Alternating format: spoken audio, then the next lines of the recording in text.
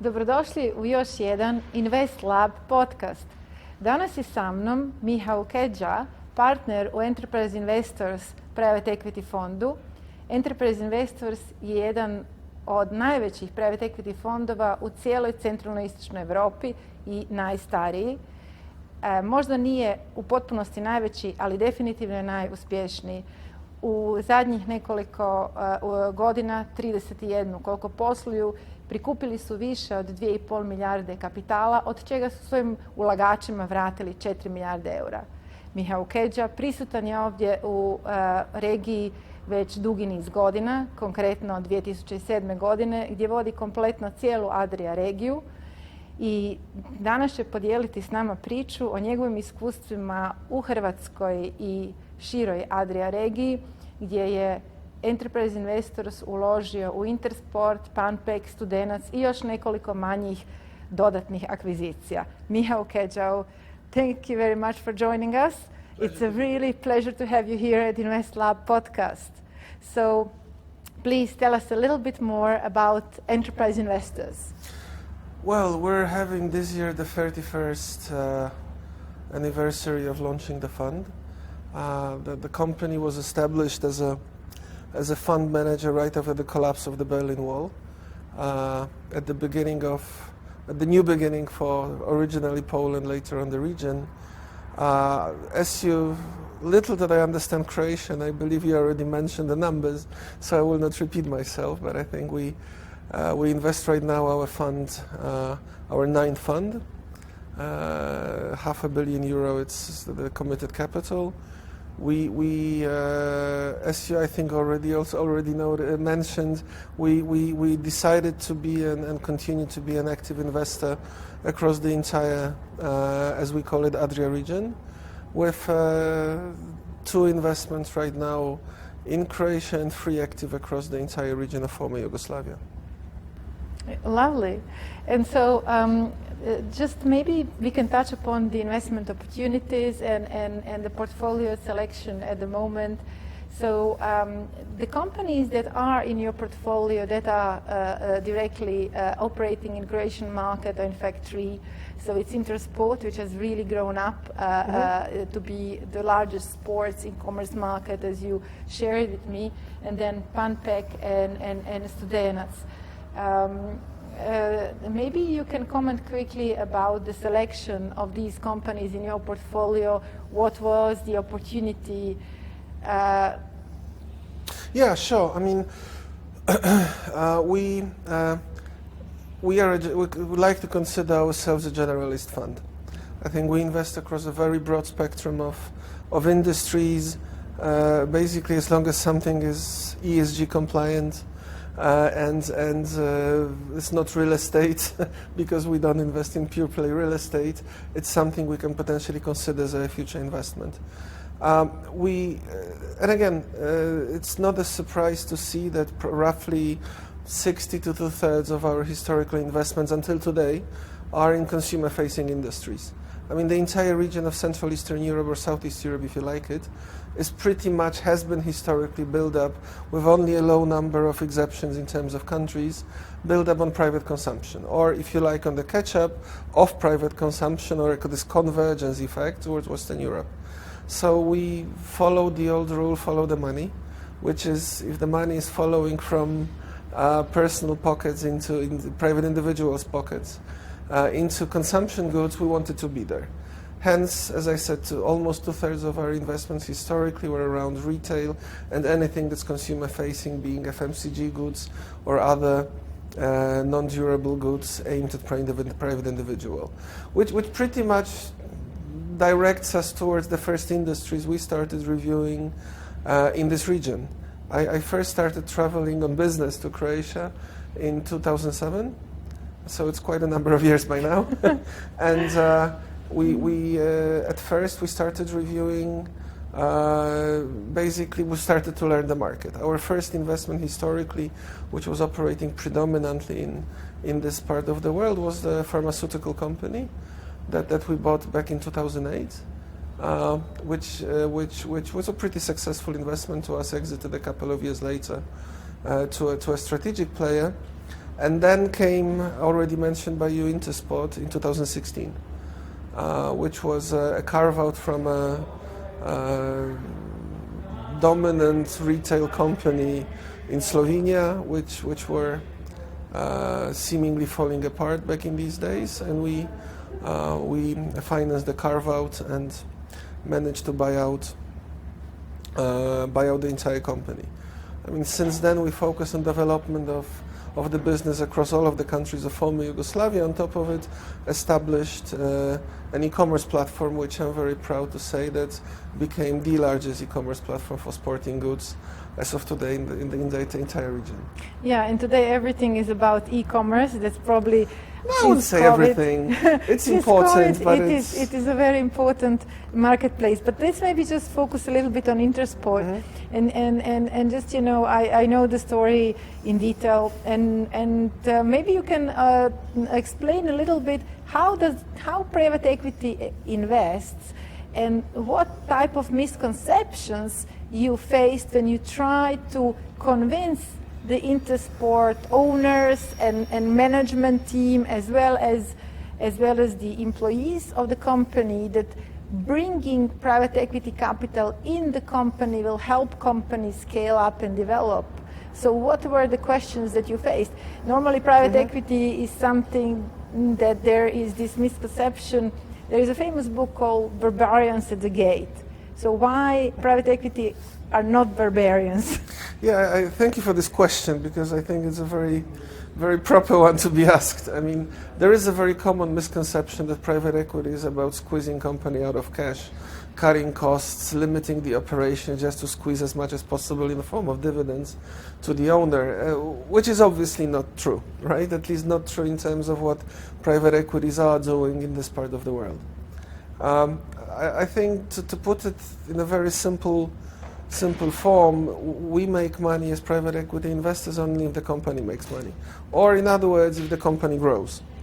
Therefore, each and every of the investments that you mentioned that we've done already, that we have in the portfolio at the moment, and I can already tell you that we will have in the future, will be about growth. Will be about growing the scale, growing the sales, growing EBITDA as a result of growing across the countries, growing within the country, growing the range of products, and so on and so forth. So I think the common misconception is we're here to basically only cut, including employment, cut products, cut sales, and therefore kill the business, which is like profoundly not true. I think. And I can again share later on a couple of numbers, but in all of our companies that we invested in the region, the employment has gone massively up, which is, I think, one of the most important traits of what private equity is bringing to the table in when it invests into the company, right? Usually the scale goes up, which is followed by also increasing employment. Yes, in terms of statistics, and I'm good in that, you know that I'm trying to finish my PhD on the topic. It is, you know, and according to some statistics, it seems that the private equity investment in Central and Eastern Europe actually increases the employment in the companies by at least 10% per annum, which is a massive increase in employment. But if you want to share some numbers... I can tell you we exceeded this threshold massively in Studenac. We exceeded this threshold massively in Studenac. Massively, yeah. Yeah. So Studenac, do you have an idea how much the employment grew since you became the owner of Studenac in 2018? But it's difficult because... Well, we have almost doubled the number of stores by today. So I think this gives you a picture. Yeah, so that has been probably... So this is a massive number. So massive number, yeah, massive number of massive and a greatly positive impact. And yes, and in terms of, so there is this misconception about the impact of private equity, but you have a great privilege.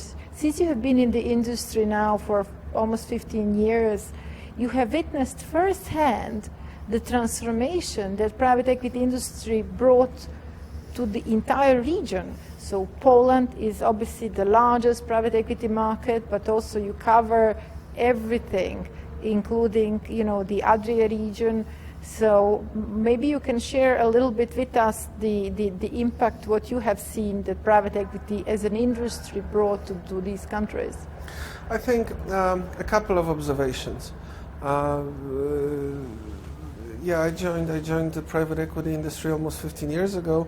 It was already after this first big wave of privatizations, whereas in the 90s or beginning of 20s, there was quite a number of private equity deals which actually have been a form of privatization of either state-owned or almost state-owned company. This was pretty much gone since I was in the industry because most of it has been privatized.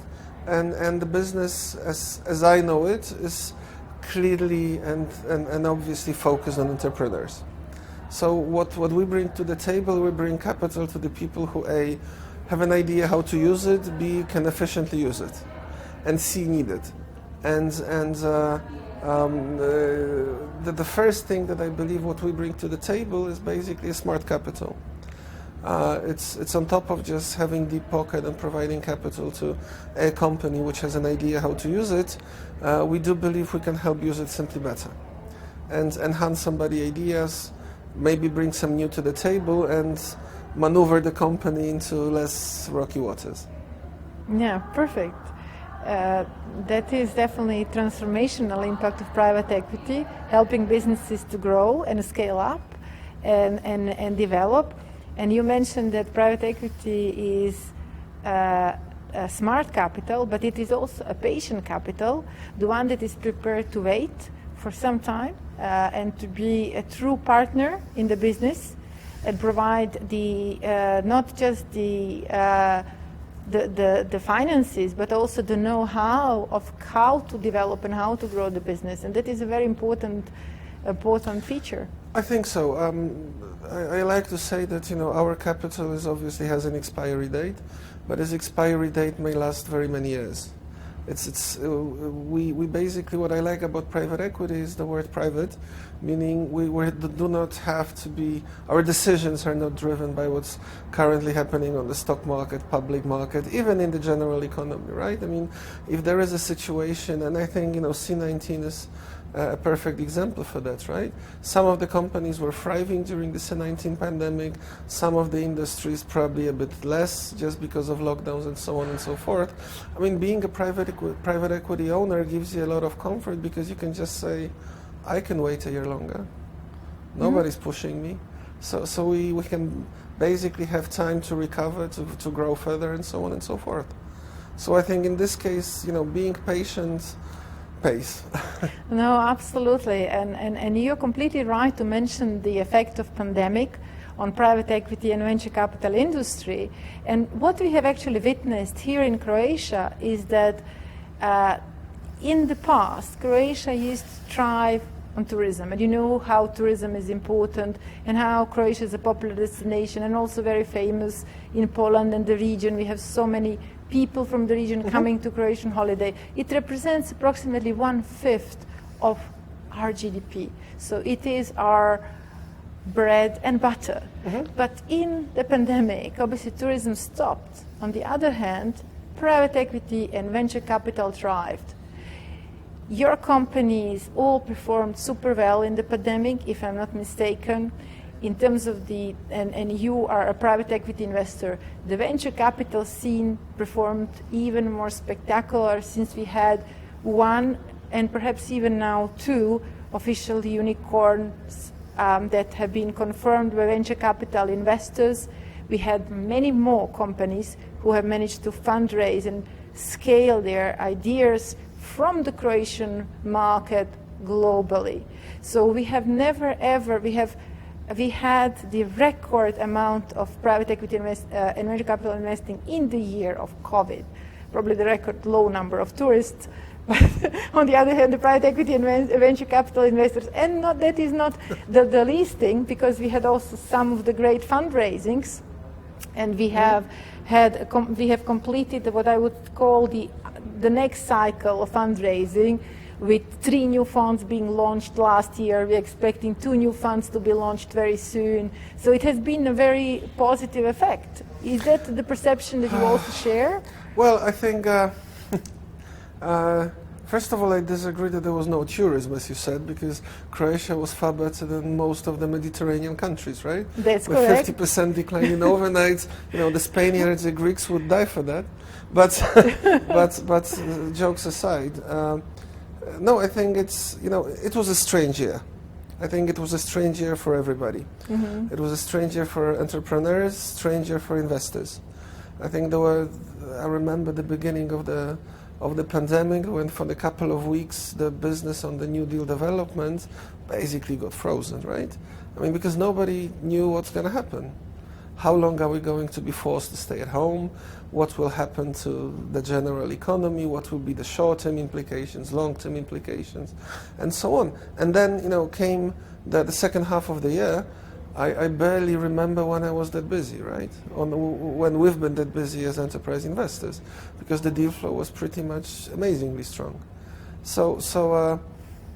think, in a deal-making business, you have to be able to make deals both on the upturn, downturn of the economy and every part of the cycle.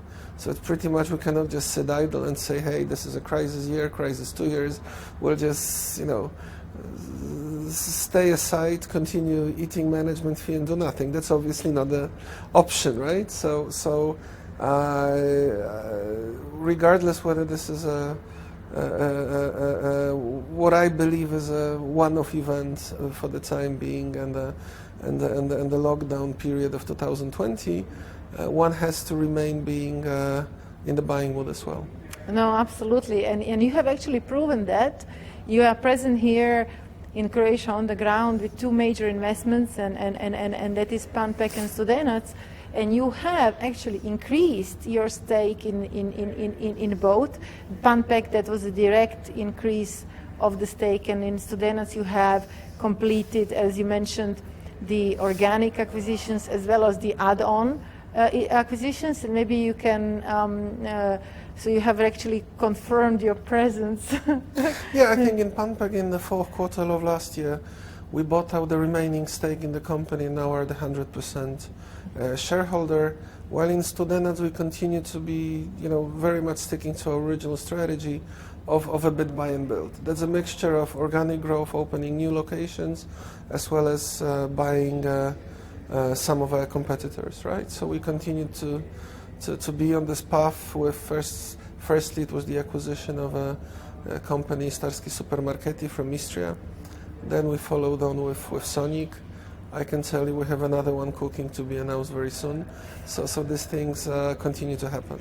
Yeah, so probably the announcement will happen really very soon. So the problem in deal-making business is that, you cannot announce it before it happens, and God forbid it can never happen, right? Yeah, so exactly, once absolutely. the ink is on paper, I'm sure I will announce it. Absolutely. And tell us a little bit about, so now you have 100% in Panpek, which is one of the largest and successful Croatian bakery stores, and we know that Croats have this passion for bakeries, and we have,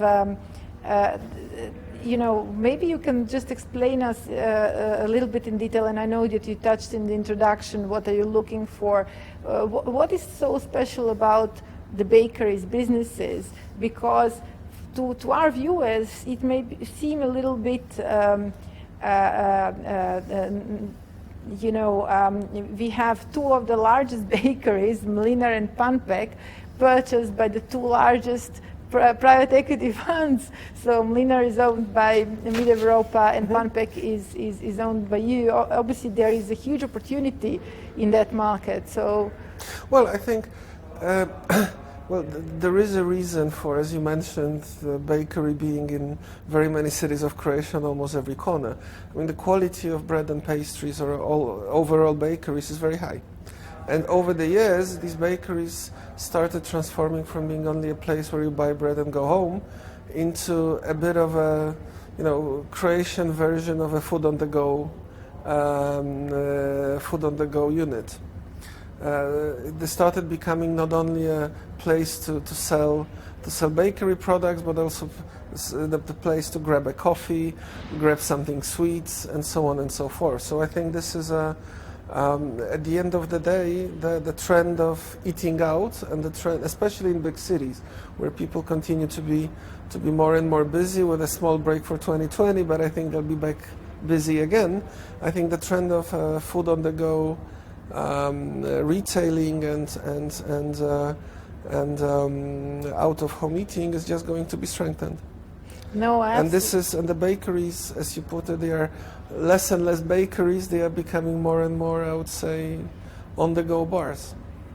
Yes, absolutely. No, the food on the go is definitely a very popular choice, and it certainly has, that popularity has even increased since we had months and months that we couldn't order a coffee in our favorite or other coffee shops. Everything else was closed, but bakeries remained open. True. And it was always a possibility to take out the coffee from the bakery shop, take it, to the nearest park or to your office or to home place. So that was still something that and people have probably adopted the habit. They will continue doing that. Well, I would find it very difficult to argue against it. I think it's a pretty natural trend, confirmed also in other countries, right, in Western Europe. And I'm not really a strong believer that the pandemic is going to permanently change the habit of eating out. I think it may change a couple of things, some of them being, the e-commerce versus brick and mortar shopping. Probably the percentages will move here and there, but I really do not believe we'll spend the rest of our lives at home. That will be a pretty miserable life. Yes, we hope so. We hope to continue going to the office, continue having the business traveling as well as private traveling, continue going to the live conferences, not the online ones. I agree. Because I don't know, I'm very frequently invited to speak at the online events, and I do my part, but I don't enjoy the experience as much as I would otherwise. Do you share that view? I do. I think it's I think that the lesson learned from 2020 is all the Zooms, Teams, and other Skypes are extremely useful tool, obviously, and they save a lot of time, but they will never fully exchange, at least in my humble view, a personal interaction. So I think it's just never going to be that funny and exciting to meet somebody in reality and have a chat as opposed to have a Zoom call. Yeah, and in that sense, I think it's a very it's really perfect that you are in the pandemic. You have stopped traveling for a certain number of months because you had to. There was no other choice. But now you are very frequently visiting all the countries in the region and visiting the companies. And as you mentioned, you are at least twice a month here in Croatia. Yes, I think that was my usual itinerary until February 2020. But now I'm back trying to be back on the usual travel schedule. I at least am a big fan of regular interactions with the management boards and CEOs of the companies I'm responsible for. We're partners in the business, and partners should meet and talk. Absolutely. So I'm definitely a big fan of that. Traveling, I have to admit, is a bit more difficult right now with all the masks, PCRs, and lesser number of planes around. But I'll handle that. Yeah, perfect.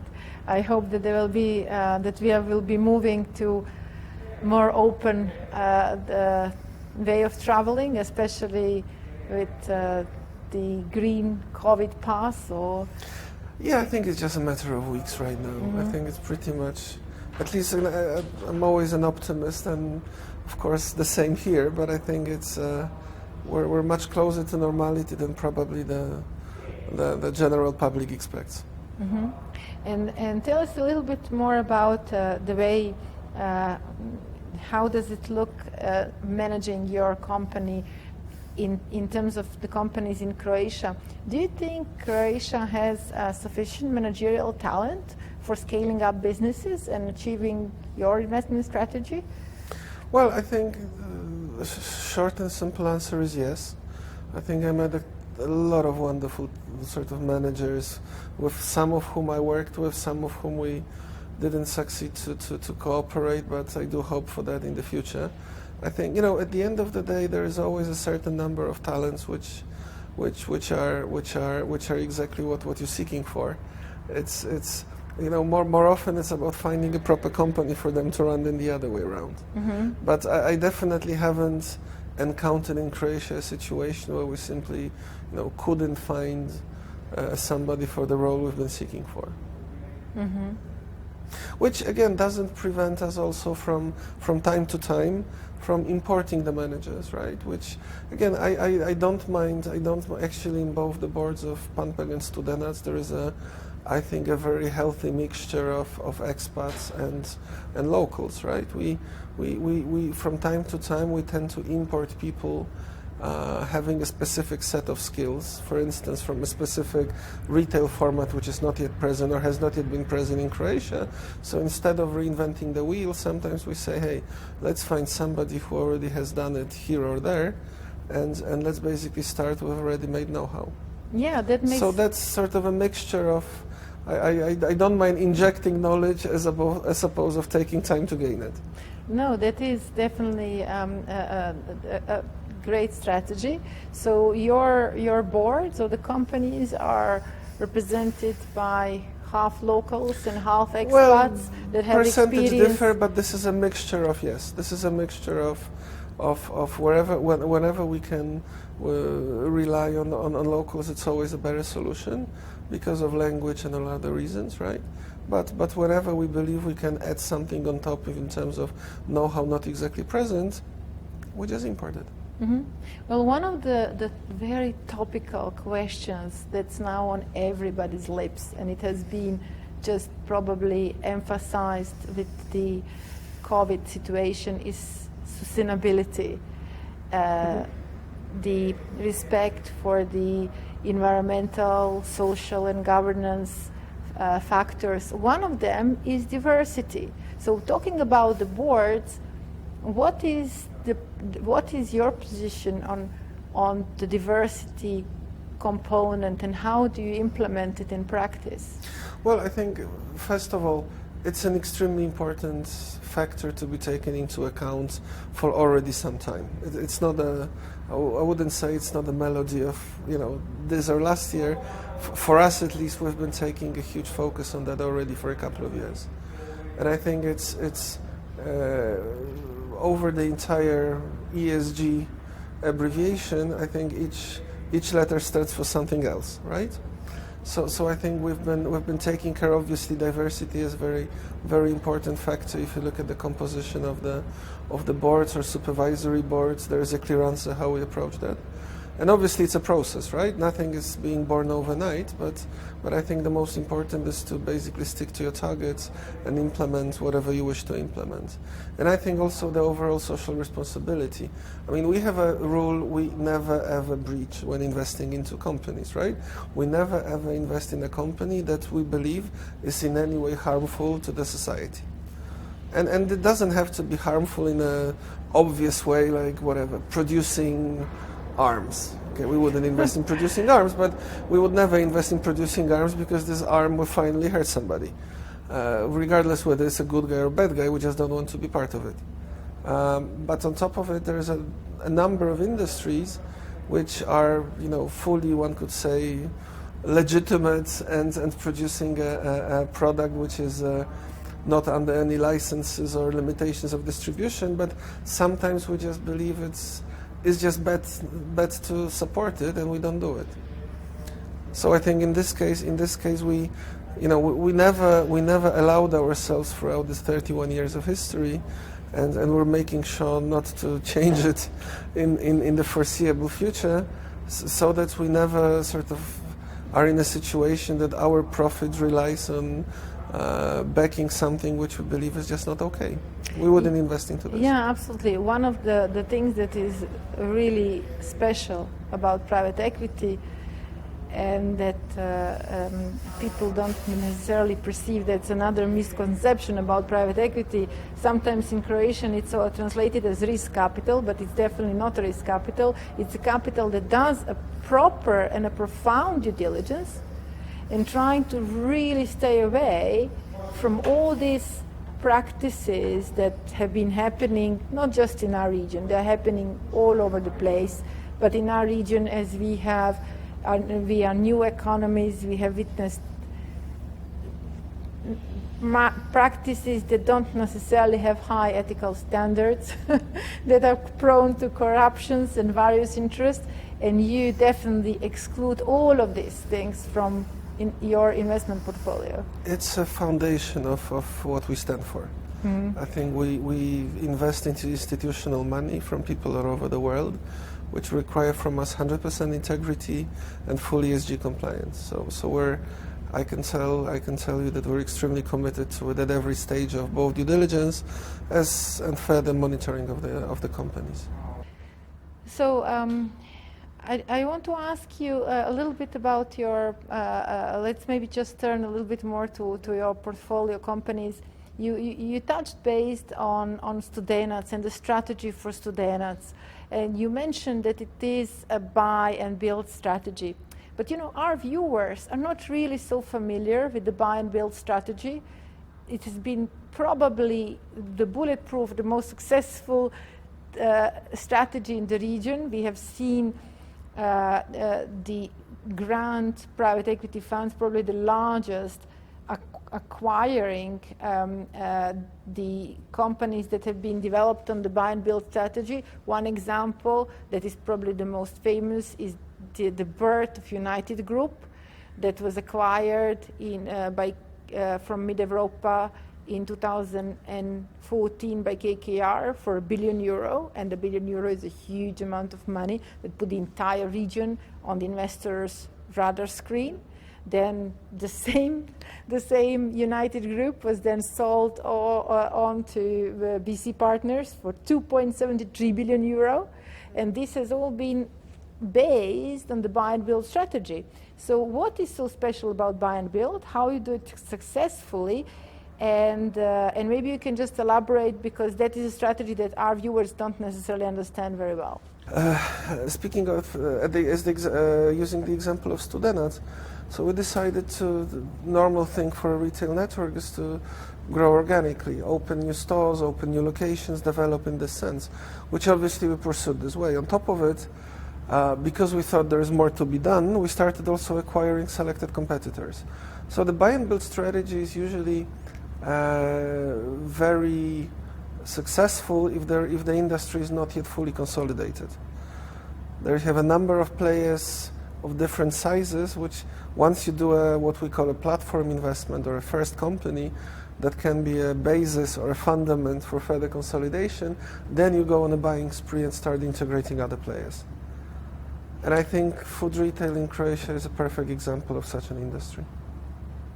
Yes, and there are definitely gains to be made of consolidating the industry and scaling it up nationally and sometimes internationally. And that is definitely, again, bringing us back to the story of growing the business, scaling up the operations, and this is the main mission of private equity, to try to develop the businesses where private equity invests in. Well, that's what we do for a living, as we discussed a couple of minutes ago. I think we are successful only if our companies are successful. So it's all about growth. Mm-hmm. Okay, and now maybe we talked quite a bit about the companies where you invested in Croatia, but you are witnessing firsthand all of these markets in the region. What do you think are the next opportunities? What are the sectors where do you think you will invest next, or what are the best investment opportunities at the moment? Yeah, I think a couple of angles to that. This year 2020 has brought a lot of very bizarre observations and facts. We are in looking at the GDP performance of the region. That's a sort of a crisis. At the same time, the personal savings are on a record high level all across the world. So, believing or not believing what the smart economists say, there probably should be a major spending spree once the limitations are over, meaning, again, following the money, probably consumption-focused businesses, consumer-focused businesses might be the right choice. On the other hand, there is a number of very interesting opportunities across the region in the IT and e-commerce sector. While e-commerce was obviously booming and flourishing when the physical stores were closed, it continues to perform extremely well also beyond this date. Behind e-commerce stands a lot of IT companies, software companies across the region. Some of them we're already in touch with, some of them we discuss, which I think create another very interesting opportunity. So I think it's I really don't like to draw long-term conclusions based on the observations of the last not extremely easy couple of months. I think it's CEE and SEE as all core emerging Europe continues to present a very promising story to the equity investors, to all types of investors. So I think it's I would rather refrain from pinching the very single best industry to put your money into. I think looking at the region and the opportunities it brings to you, I think it continues to be an opportunity overall. Mm-hmm. Absolutely, and you have been now following the region and contributing to success stories in the region pretty much for the last 15 years. And it's nice to hear that you remain very optimistic about the market developments and possibilities to where to invest. So is there any question that you would like to ask me, perhaps? So when are you going to have your PhD ready? Yeah, I was complaining that I have to submit it this week. Okay. So lots of sleepless nights. But what I can confirm to you, since my topic actually is in private equity and venture capital in the region, that definitely there is a very positive impact, statistically significant, on employment and some other metrics, some other industry metrics. So private equity brings a huge contribution to not only employment, but also to productivity levels, to wages, to the overall industry. So not just to the portfolio companies where the private equity invests, but there is this spillover effect to the other competitors in that particular market. And so there is definitely a case for private equity industry supporting this most promising sectors of the economy, the most positive companies. And fingers crossed then for the next week. Thank you very much. I will need that. Yeah. Okay, so on that note, I think I would like to thank my guest, Michal Kedzia, for being here with us in this InvestLab podcast today. Thank you very much for coming all the way from Warsaw. Thank you very much. Pleasure to be here. Thank you. Thank you.